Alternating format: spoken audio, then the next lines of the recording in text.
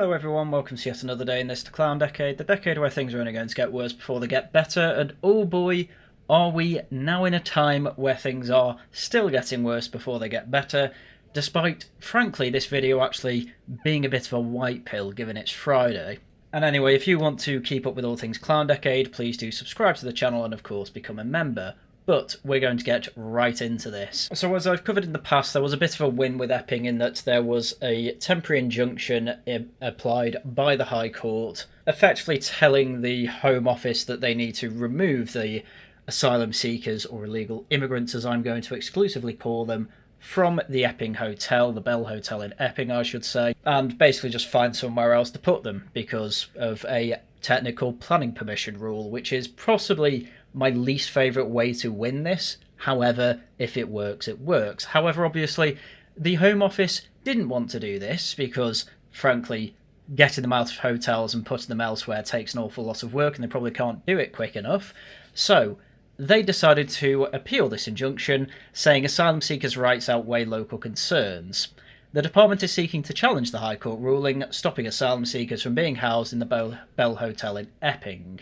Which, given all the bluster you are hearing about illegal migration and deportations from Keir Starmer and the rest of the Labour Party, quite clearly when push comes to shove, the hotels are still the best way to house them while they have their appeals looked at, which takes ages, and when it does end up happening, it's a green rubber stamp. Anyway, in more plain English, the need to meet the human rights of asylum seekers by housing them in hotels outweighs safety concerns of local families, the Home Office have told the Court of Appeal.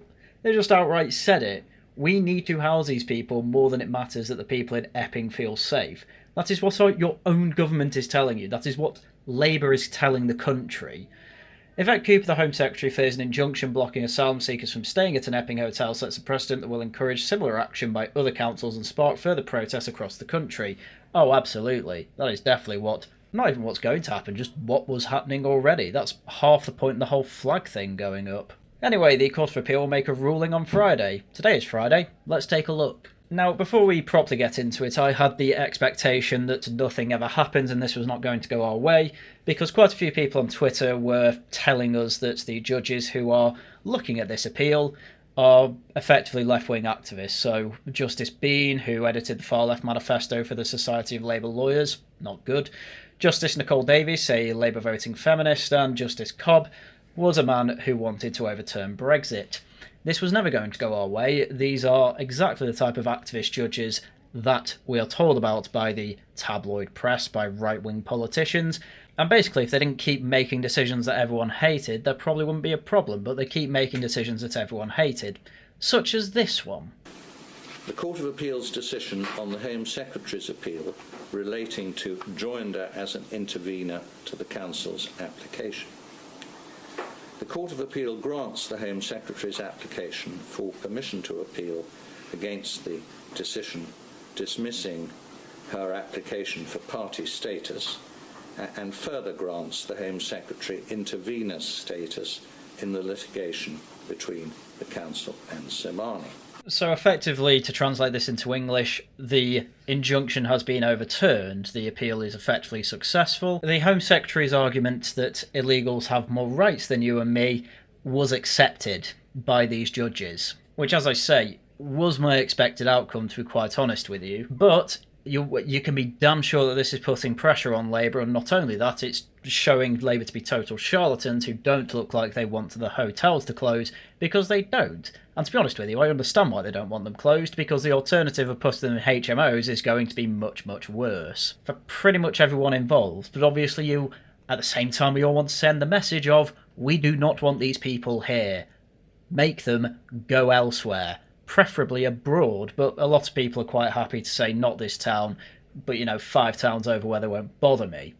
But that's not good for that 5 towns over, and so it's just going to be whack-a-mole until eventually someone's going to come in and actually deport them all, which it looks like it's going to have to be reform. The Home Secretary has clear statutory duties towards asylum seekers in this country under the Immigration and Asylum Act 1999.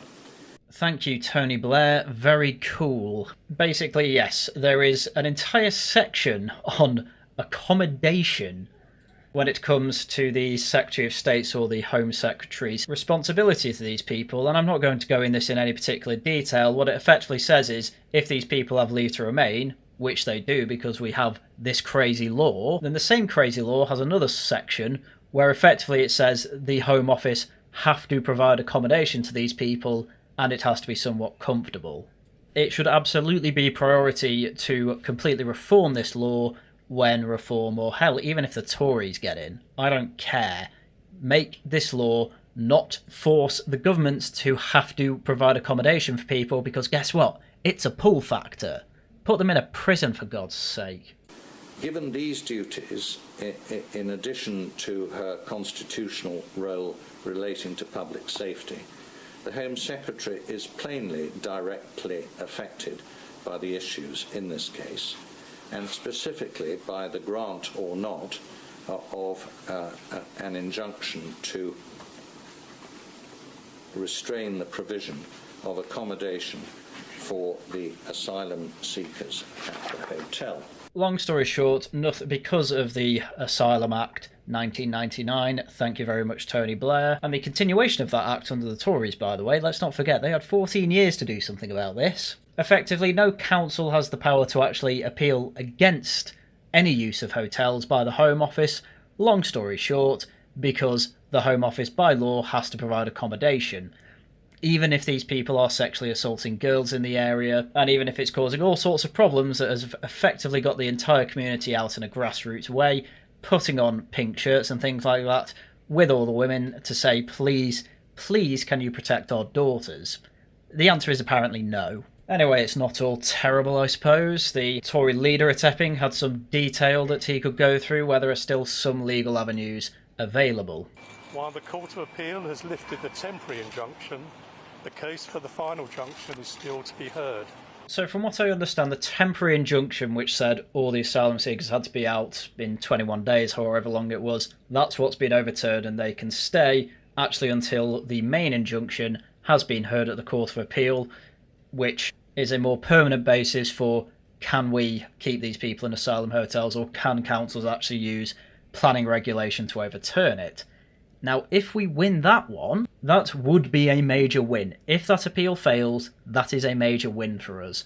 Again, much like the other appeal, I'm not expecting much from it because, trust me, if you don't expect much from life, you end up just being happy all the time. But there's still a chance, and frankly, there will be other ways to declare lawfare, I meant, on the government and the way it is dealing with the asylum issue. Anyway, the Tory council leader there makes a decent speech about how he's going to do everything for his residents in his council and his ward, and I trust that is very much the way he is going because, frankly, absolutely everyone is now on an arms race to look serious about immigration, and it's just unfortunate for everyone that the only person who looks serious is Nigel Farage.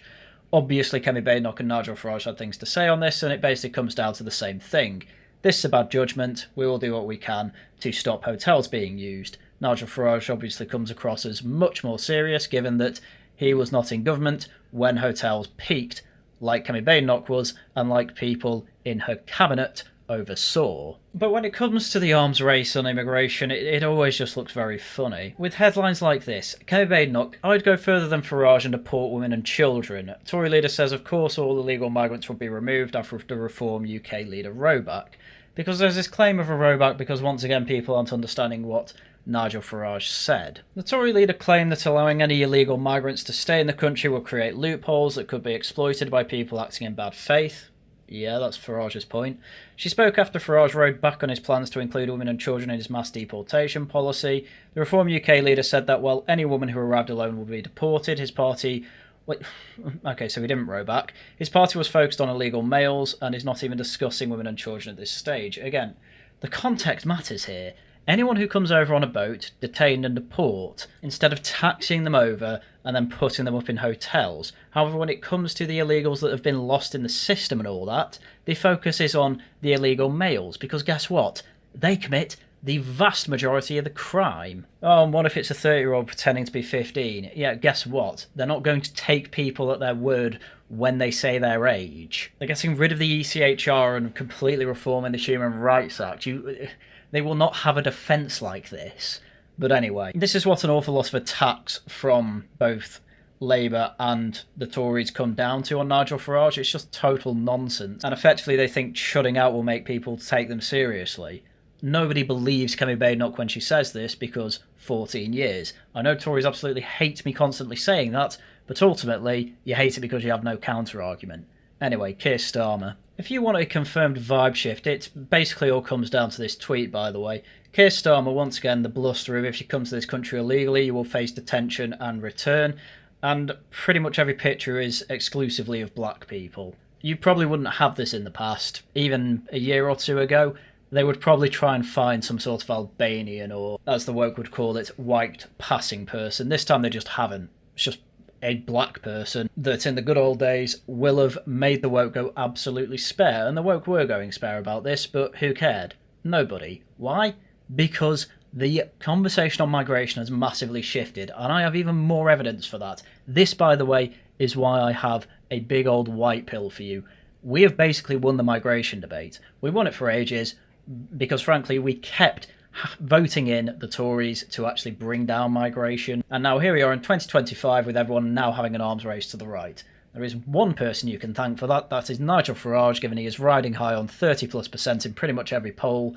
And even yesterday there was one that had him 16 points ahead than Labour. And why? It's because the immigration problem along with the cost of living crisis are the two biggest problems that Brits feel they are facing right now. And guess who's saying everything he can to try and fix those issues? Yes, that's right, Mr. Farage and the rest of Reform. The Labour Party also apparently has a new unit that is specifically trying to attack Nigel Farage, and, you know, part of it is on let's have a good record on immigration, and their best attack against Nigel Farage is that while he's in opposition with 4 MPs, he can just shout from the sidelines. Yeah, that's kind of all you can do when you have 4 MPs in Parliament. I do not understand how this is at all an attack. In fact, that's all Starmer was doing for 3-4 years before he got into number 10. So long story short, as a result of all this, I am fully expecting a poll to show Reform at 40% by October. This judgment, while it is bad, is an absolute gift for Reform. There's absolutely no doubt about that. Nobody trusts the Tories because they opened the Epping Hotel in the first place. Okay, granted they closed it, but then obviously Labour reopened it because of the damn backlog, and they're putting people in HMOs, which the Tories have been doing too when they were in power. Reform come along and have a mass deportation plan that includes effectively getting rid of the laws that require this. Who's the most serious on this topic? And is anyone going to believe Labour and Tories when they copy that homework? Obviously not. But as I say, the big white pill of all this is the movement of the normie sphere. It's just gone against mass migration at this point. The other day I did a video on Zoe Gardner about how she is effectively an astroturfed activist whose only background really is dropping out of a PhD when it comes to migration. And well, I just want you to pay attention to how the Sky interviewer deals with this and the crazy things she's saying. We've seen the horrors that are taking place in the Middle East, in Sudan, in Eritrea. These are the key countries people are coming from. The UK has a colonial history. That means that we have ties with countries all over the world. We will always be a destination for immigration, and we have an aging population that needs immigration. So it is not realistic to say... but I'm only saying we also are a democracy, and I think it's pretty clear through polling that people are not terribly happy with the levels of illegal and indeed legal migration. They want to see lower numbers. And yeah, I just want to make it clear, and I said this in a Zoe Gardner video, but I really do need to make it clear, there's been a hell of a vibe shift. You would not expect this from Sky News. Back in the days of Brexit, Sky News had a doomsday countdown clock that said this many days to Brexit. And it was counted down by the second, by the way. Up until obviously Boris Johnson did get us technically out of the EU. Yes, I know it's not a fully fledged Brexit, blah, blah, blah, blah, blah. Point being, Sky News, very much a pretty solid centre-left, liberal left at the very least, outlet that is now effectively telling your very, very liberal leftist activists that they're wrong. This doesn't end here. And surely in a democracy, the rights of what people want needs to be respected too. Sure. I mean, we can all vote for the tide to stop coming in, and it will continue to come in. So what we can do. You're suggesting the state will not have the ability to control what the state has the ability. Yeah, it's crazy. Crazy leftist. Oh, well, borders shouldn't exist in the first place anyway. And the Sky News are basically having to say, are we seriously saying that we can't control the border? Is that what we're seriously saying here? You would not have heard this 2 years ago. It just wouldn't have happened. As we have seen by decades of failed and incredibly expensive efforts to do so, is to prevent people who are desperate from reaching our shores and seeking protection. The state could do what President Trump has attempted to do, and indeed not just there, other countries as well, either through incentives. I mean, Denmark and Sweden, for example, offer money for people to return home or to go somewhere else.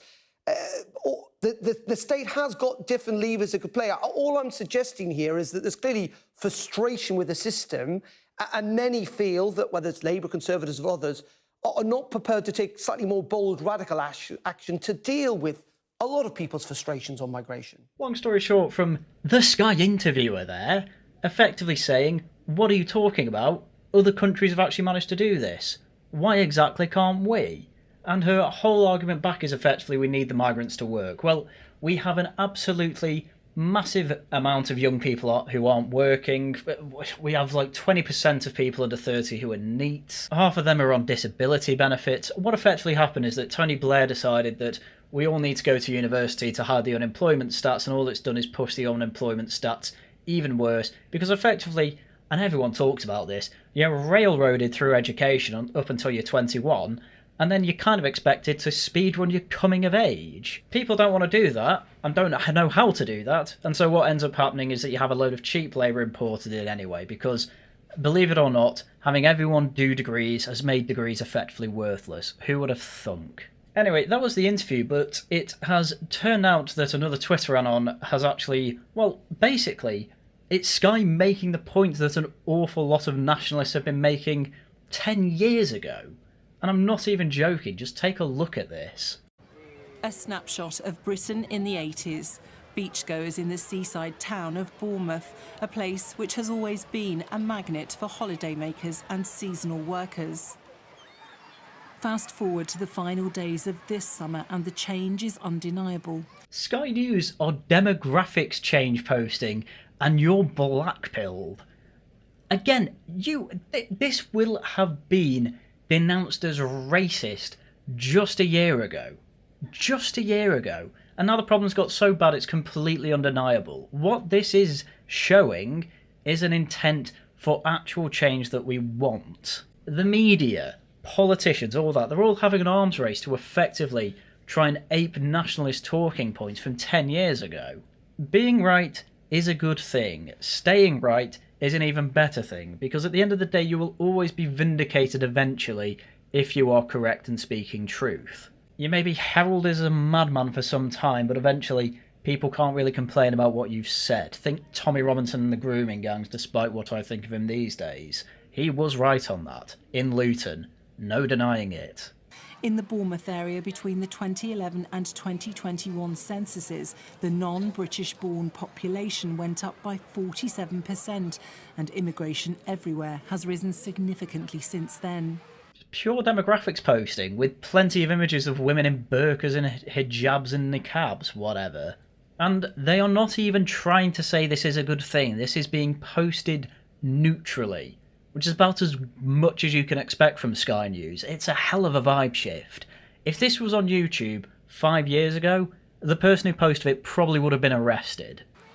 On the seafront, we find immigration is something white British people want to talk about, but not openly and not on camera. And that's where the clip ends, but yes, the fact Sky News are putting it out there, though, will probably change it next time around. And I'm not being funny, if I was put on camera to talk about it as well, I'd probably be choosing my words much more carefully than I necessarily am here. What I am trying to say here is that this is definitely priming for a conversation where effectively, finally, the nationalists have the upper hand and actually have the media on side to actually have a proper conversation about it rather than just simply call you racist. Why has this happened, you may ask? Oh, I don't know. Maybe it's because of a few men who are leading a party that is very much making immigration one of its core issues and have managed to get to between 30 and 34% in the polls over the past couple of weeks. Maybe it's something to do with them. Maybe it's an awful lot to do with them. Maybe there's a damn good reason, despite the bad news today, to be somewhat white-pilled. And hell, this is hitting Normieverse. Rylan Clark, who is one of the most ITV aesthetics people that you could ever see, who rose to prominence on the X Factor and then was on Celebrity Big Brother to go on to host a number of daytime television shows and even Saturday evening primetime television shows, was on Good Morning to give his opinion on immigration. Again, this is the most Normieverse Essex man that you could ever imagine, and this is what he was saying. I've got to be honest, that is a major worry. Now, taking politics out of this, let's just look at the country, Tim. Yeah.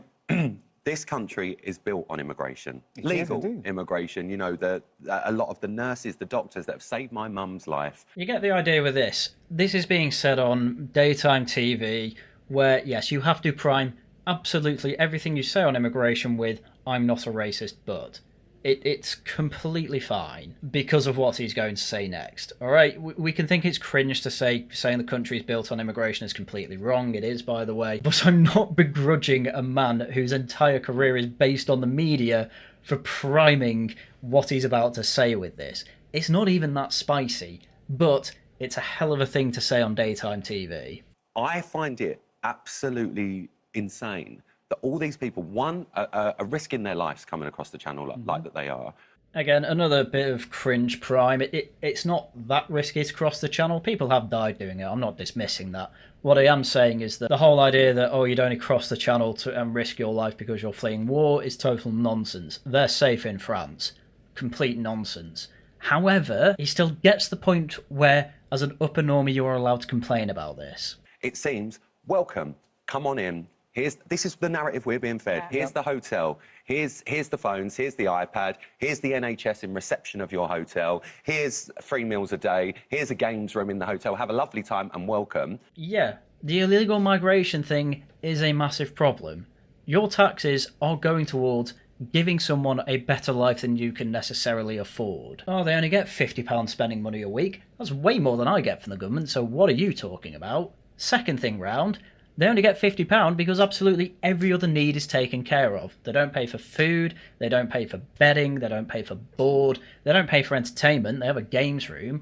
What's that £50 for? To do as they wish outside the hotel, which could be takeaways. No, I mean, who cares what it is? The point is that they get everything provided for them, including entertainment, and including health, and including food, and they still get more money from the government. A lot of people find that unfair, and saying that on This Morning, I don't think you'd hear that unless there was a completely different vibe shift, especially from someone whose entire career depends on the media. There has been a vibe shift on the inside. Trust me. And then there's people that have lived here all their lives that are struggling. Yeah. They're homeless. Let's not even discuss our homeless. That are people living on the streets, veterans, all of this. Yeah, it all comes down to fairness. Why do people who have broken the law and come in get the easiest life of all? Hell, you've even got the High Court, or is it the Supreme Court, who cares, on their side when it came to the appeal today, because of some law Tony Blair made in 1999 that the Tories did absolutely nothing about because they wanted to be the heir to Blair. Despite Blair being unpopular by the end of his time in Parliament, he had to resign and be replaced with Gordon Brown. Honestly, it's been a disaster. It's no wonder that we've got a right-wing resurgence ongoing at the moment, and it's no wonder even daytime TV is turning effectively to thinking about reform. I believe that something major needs to be done about this. The money that it's costing us, the amount of people that are in this country that we have no idea who they are, what they've done, what they're capable of, and clearly we see a lot of it in the press at the moment, some of what some are doing. Even bringing up the crimes as well. Obviously he has to preface it with not all, and yes, I do agree it's not all, but clearly it's causing an awful lot of anxiety, and it is clearly not unjustified. It's making it into national newspapers constantly. As he says, something radical has to be done, and it does not mean open the borders and let them all in. How can, if I turn up at Heathrow Airport as a British citizen and I've left my passport in Spain, I've got to stand at that airport and won't be let in and got to get this, but if I arrive on a boat in Calais, I get taken to a 4-star hotel? Yeah, exactly. It's entirely an appeal to fairness. Yes, there may be some people crossing the channel who are genuine asylum seekers. How many? I have no idea. Probably not that many, though. It doesn't seem that way to me. But quite clearly, the upper normie are having... a switch is turning there. You would not have heard Rylan say all this months ago, but now Reform are topping every poll. They've done so for months now. They are no longer trying to push the Overton window. They effectively are the Overton window. And this is the left-hand side of it, by the way. This is where the centre-left are moving to. That is why you should be white-pilled, and that is why you should be happy despite the court decision. There's a long way to go to win this. It was a hell of a revolution under Blair. It's going to be a hell of a counter-revolution under Farage. And these things take time. But hell, we're seeing the results of it already. I didn't think we'd be at this point in 2024. When Labour won, I thought it would be a bit more of a slow burner, but no. It's been a total disaster, and that has left an open door for Farage to get through, say the things he wants to say, get elected and do what he wants to do, which quite clearly, from the intent that we're all seeing, is to completely counter the Blair Revolution.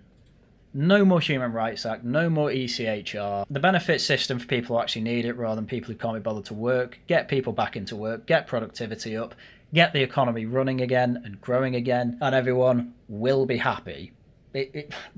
I can predict the 2030s being pretty good, as the 80s were for an awful lot of people. And I think there's lots of reason to be optimistic, and when you see the normies moving right, it's a hell of a thing. It's got to a point where people are trying to cancel him. Some left-wing substacker, Fleet Street Fox, saying if Rylan were to find himself in Iran or Afghanistan, where the majority of asylum seekers come from, he'd be thrown off a building in minutes, I presume because he's gay. Why does he have a problem with young men who want to come for human rights? Well, his problem wasn't that. His problem was there's quite obviously a lot of people who aren't doing this for legitimate reasons, and they get a hell of a lot of free stuff when, if I don't have a passport, I'm told to stick around in border control. That was his problem, but they're clearly trying to cancel him over this, which honestly to some extent makes him quite brave, despite the fact he had to obviously say a load of cringe to shield himself from criticism like this. But, well, there you go. It looks like the cancel mob aren't really going to manage to do this. I doubt anything's going to happen to him, because why would it? Nigel Farage, in the polls, is the most popular man, in charge of the most popular party. And this obviously wasn't the only example of this, but Rylan obviously had to go to Twitter to clarify that you can be pro-immigration and against illegal routes. You can support trans people and have the utmost respect for women. You can be heterosexual and still support gay rights. The list continues. Stop this putting everyone in box exercise, and maybe have conversations instead of shouting on Twitter. He's going to be getting even more pushback, and all it's going to do is push him to not be as pro-immigration as he was in that clip. Because that's all that happens. It's the old cartoon of the left pushing someone to the right saying, "Are you okay, man?" And then the left effectively saying, "Why are you fraternising with the enemy?" In 2 years' time, Rylan could be speaking at a reform conference. I'm not even joking. This is how a lot of this starts. And it wouldn't be unprecedented given that he is basically the same person as Dr. David Bull, just 30 years younger, maybe 20 years. I don't think David Bull's that old, but anyway, you get the point. Does Rylan have the same politics of me? No, nowhere near. He is obviously way to the left of me. Is his criticism of illegal migrants a clear indication that the media is shifting their opinion and they are less of a hive mind than they were? Yes, absolutely. No one on that panel, even though they had Camilla Tominley there, who's quite centre-right, had any complaints, because I presume the other two were somewhat left-wing, given they're in media too, and not necessarily political media. It's a conversation that's everywhere. Sky News have taken a dropkick to the right. Rylan's now basically saying, I'm pro-immigration and everything, but this illegal stuff, it's all a bit ridiculous, isn't it? That's about as far... I didn't expect anyone in media to go that far right, to be quite honest with you. It may not seem like a lot, but man, this is not the type of conversation or news reporting I was expecting until like 2029. It's happening in 2025. Of course you should be white-pilled. The way that politics has gone over the past year, you should think that you've died and gone to heaven. That is what you should be feeling. And if you're not, I don't know what to tell you. Your expectations are very skew-whiff. This is a good reason to be an optimist, by the way. Just get on board with it. It's going to be great. Anyway, I think with that, I have made my point quite clearly. So don't be blackpilled for too long. It is a bit of a loss with the Court of Appeal, but hell, I am expecting quite a few protests over this weekend as a result of this. And, well, I think keep fighting. We got a bit of a win that helped momentum. You can get another easily. Don't do anything violent, don't do anything stupid. You can push an awful lot if you are civically disobedient while not being violent. Who wrote those rules? Extinction Rebellion and Just Stop Oil. And they basically got what they want. And guess what? The government in waiting, they're very much supporting you. Guess what? You're going to get what you want, and you are all going to be happy. Anyway, I think that's enough of my white pilling there. I don't want to overdose anyone. That is everything I had for you for today. If you enjoy what I do, please do subscribe, leave a like, leave a comment. You can also become a channel member or leave super chats or super thanks. Also great ways to help out the channel. As for streams, next Tuesday it's Tosh Talks. Next Thursday it is Hollow Knight, that's what I'm playing at the moment, and then Saturday it's Laughing at the Guardian with some Warmin. Videos out as and when I can make them. I think there should be another one over this weekend. I'm really trying to hit 5 a week, but that should be back to normal next week, to be fair, so look forward to that. Right, with that was everything I had for you for today. Once again, thank you very much for watching, and until next time, goodbye.